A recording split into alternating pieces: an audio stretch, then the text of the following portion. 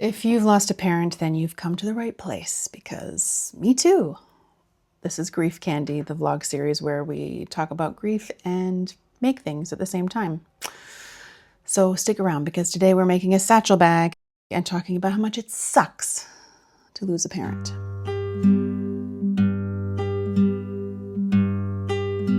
It's so hot, so it's actually insane that I'm ironing right now. The things we do for whatever. My mom's mom died at 84, so it was pretty shocking to me that my mom died at 62. I felt like I was owed another 20 years at least with her, that she was owed another 20 years at least of life. Like she just retired, and her gift from the universe was one of the deadliest and most painful forms of cancer. We all know we're going to lose a parent eventually. Like, if all goes well, that's the deal. But I did not expect to be caring for my dying mom in my 30s. I thought I'd be way older and wiser than that. I thought I'd have more time to become accustomed to the idea. But that is not the way that the cookie crumbles, apparently. Why did I... This is so annoying. I just want to sew my bag. There's always something. The very first pang of grief happened with a phone call, as it often does, I'm sure. My mom had had a scan, and so she called me to tell me that she had pancreatic cancer. And I knew about pancreatic cancer. I knew that the chances of survival were minimal. So in that moment, I got what was essentially my first insight into how it was going to eventually feel like to be without her.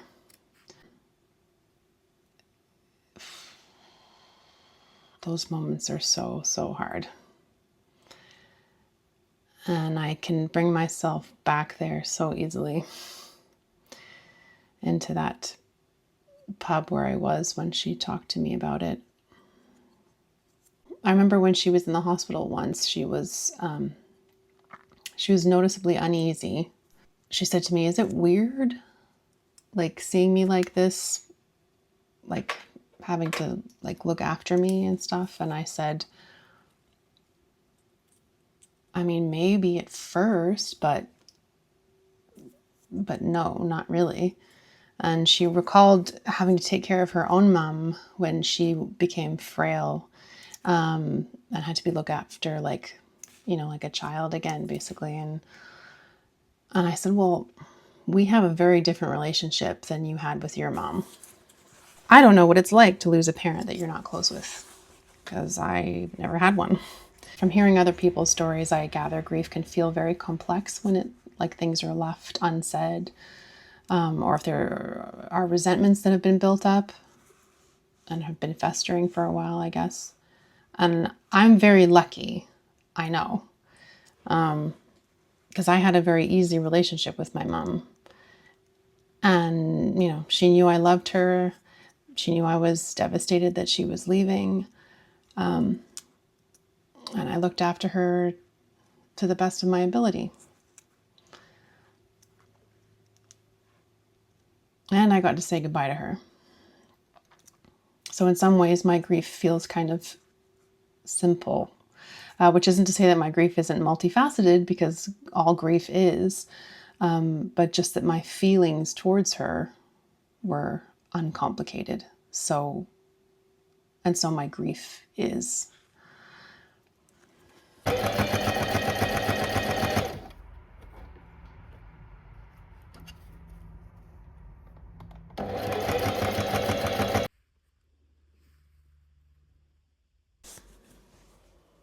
Do you see the vision? Yes. We are getting there. We are getting there, people.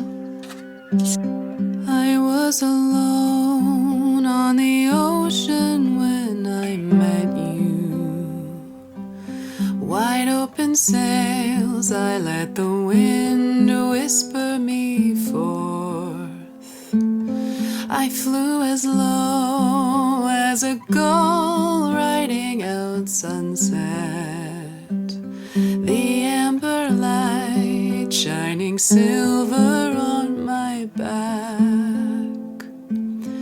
And I would drop like a stone off the horizon.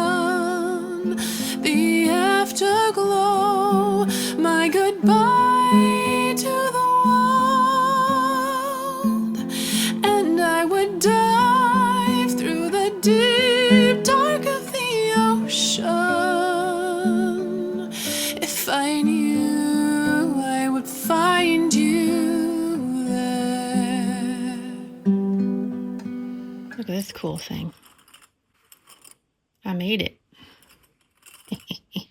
We got to take a second to appreciate the hardware that's happening here, okay? So we've got this brilliant zipper that I got at a charity shop, kind of gunmetal, plus this nice sort of dark taupe, I guess. And then we're going to match that gunmetal with one of these guys. I got a whole twack of these from Vintage belt buckle, which I got on Vinted. I got a whole bunch of these in different styles, and I am definitely going to put them on bags, you know, one at a time, obviously. Finish this one first. See how I go. Let's get this strap on, people.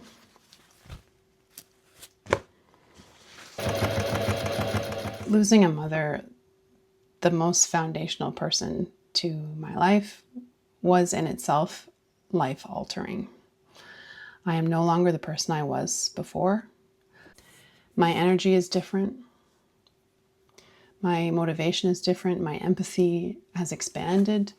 My boundaries tightened. I'm having to parent myself now. And you wouldn't think that a 40-year-old needs parenting, but they do. Believe me, everyone does. Even someone like me, whose mother was loving and supportive and did everything like right. I'm really, really struggling to feel the confidence she gave me just by virtue of being around. If I felt lost, I could turn to her and she would remind me I was safe and loved and worthy. And now I have to remind myself that I am safe and loved and worthy when I really don't feel that way in the wake of her loss. It's stupid and I hate it. And I know I'm not the only one who feels that way. Holler if you miss your mom in the comments. I'm with you, friend. I feel you. Let's do this. Let's get this done. Let's get her done. Look at this. Oh, I'm obsessed. Great for a funeral, great for every day. Pop. I don't have an answer because there isn't one. This kind of loss is profound, shattering, shifting, unforgiving. Like, I cannot overstate how shitty it is every day. But people have always lost their parents. That's the way of things. I'm just doing it a bit earlier than most people. So there must be a way through it. So I'm going to find it and I'm going to walk it. I mean, I already am, really. Something I do when I feel particularly lost is I ask myself, what would my mother say? I think our memories can be excellent guides when our loved ones are no longer there. Like, the void that they leave is ever present, ever jarring. But when I let myself listen to what those memories and the knowledge I have of her are saying, like, I find all kinds of wisdom in that. I know she would love the songs I've written about her because she loved my music. I know she would be proud of me for talking about my experiences because she talked about her own experiences with illness and grief, and she saw the value in that. I just have to remind myself that I am loved and safe and worthy, even when she's not here to tell me. Like she told me thousands of times. And I trust her judgment. And maybe by the time I'm 62, I will be a great mother to myself because I'll have had so much practice. But I do have to practice. I wish I didn't have to, but that's all I can do, right? That and make cool stuff, which is its own kind of practice, I think. Practicing putting one foot in front of the other. See you next time, I suppose. Put some comments in the comment box if you feel compelled to, if you want to share any wisdom that your memories have offered you. Or tell me what you're making.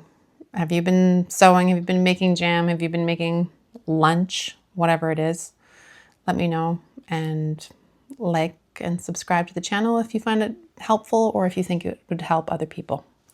And I will see you in a couple of weeks. Bye.